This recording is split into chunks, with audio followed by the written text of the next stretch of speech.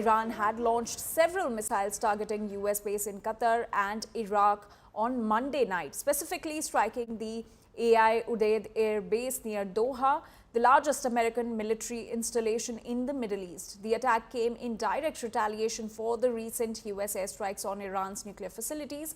And according to reports, Iran had priorly informed the US and Qatar that they would be targeting the US bases. And shortly after Qatar shut its airspace as a precaution, loud explosions were heard across Doha and projectiles were seen streaking through the night sky.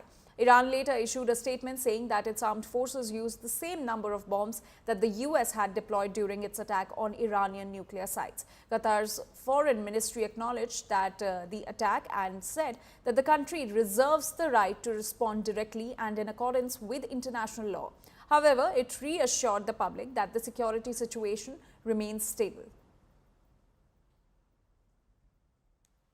سپاه پاسداران انقلاب اسلامی با رمز مقدس یا ابا عبدالله الحسین علیه السلام در عملیات بشارت فتح پایگاه تروریستی آمریکا در العدید قطر را هدف تهاجم ویرانگر و قدرتمند موشکی قرار داد. پیام اقدام قاطع فرزندان ملت در نیروهای مسلح برای کاخ سفید و متحدانش روشن و صریح است.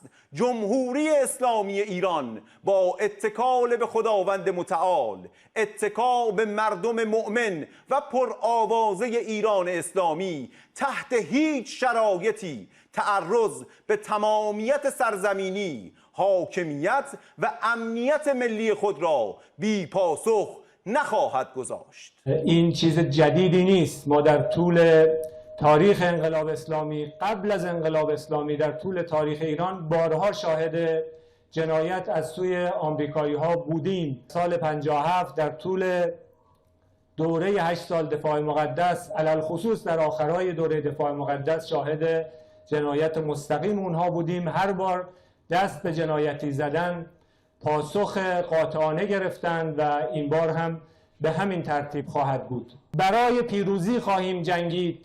ما شهادت رو فیض بزرگ می‌دانیم، اما الان برای پیروزی می‌جنگیم.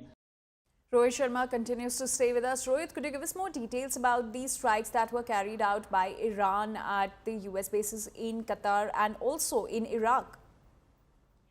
Well, as we saw and what we've heard from sources here in Washington, D.C., there were about 14 projectiles. There were 14 missiles that were fired from Iran, and they were intercepted successfully. And now we saw the first statement that came out from Qatar that said, the Qatari air defenses were able to intercept them. President Trump also talked about it. He talked about how they were intercepted, 13 of them, and one was directionless or was missing the direction, so they let it go. Again, no damage to any U.S. airbase, no damage to U.S. assets, no damage to any U.S. soldiers. So as far as America is concerned, as far as Qatar is concerned, these were ineffective and unsuccessful strikes carried out by Iran. We've heard reports about these attacks that were carried out by Iran later or earlier, some hours earlier in Iraq. But again, no damage to any of the U.S. assets there as well. So again, I think this is an exercise that Iran was supposed to carry out. They had to take some kind of action to show their citizens, to show their country that they're capable of hitting the U.S. bases. Now, what kind of message they spin and present to their home audience, we'll have to leave it up to the Iranians, as we saw during those two briefings by those Iranian leaders there. But I think at the heart of it, was the off ramp, Anjali. I think, and that's the key. I think everybody understood that this war had to end now.